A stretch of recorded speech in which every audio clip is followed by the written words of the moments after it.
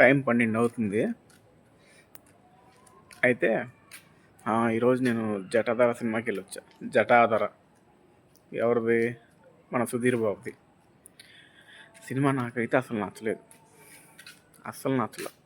ఇంట్రెస్టింగ్గా చూడటానికి ఏ పాయింట్ లేదు, హైప్ ఎక్కిచ్చే ఏ సీను లేదు. మొత్తం అంతా లంకి బిందులు, దయ్యాలు, భూతాల మీద నడుస్తుంది. లంకి బిందుల కోసం క్షుద్ర పూజలు చేయటం, బలి వేయటం, ఆ లంకి బిందు రాక్షసికి ఆ బలి సరిపోకపోవటం. అంటే కోడి నుంచి మేకకి, మేక నుంచి ఆవుకి, ఆవు నుంచి నరబలికి.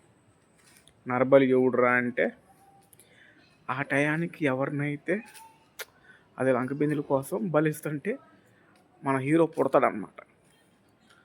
సో ఆ రాక్షసి హీరోని కోరుకునేది బలికి.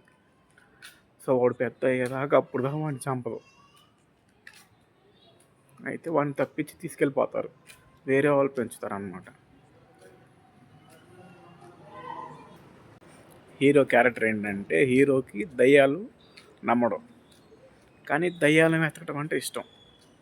అంటే దయ్యాలు ఉన్నాయని నమ్మడం, కానీ దయ్యాలని వెతకడం ఇష్టం. గోస్ట్ ప్లేసెస్కి వెళ్ళి ఆ రేడార్ మిషన్ చిన్నది రిమోట్ లాగా దాన్ని పట్టుకొని ఎత్తుకుతూ ఉంటాడు. గోస్ట్లు అంటే ఇష్టం లేదు, మళ్ళీ గోస్ట్ల కోసం ఎత్తుతాడు పోయి. అట్లా మన హీరో కళలోకి కళ డ్రీమ్స్ మనోడి కళ వస్తుంది అనమాట. ఎట్లా చెప్పాగా నరబలి అని.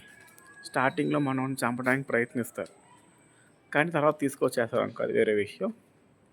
అట్లా కళ రావటం, దాన్ని వీళ్ళకి అంటే ఎవరైతే అమ్మ నాన్న కాదో, ఒరిజినల్ అమ్మ నాన్న కాదో వాళ్ళని అడగటం, కథ తెలుసుకోవటం, మళ్ళీ పాత ప్లేస్కి వెళ్ళటం.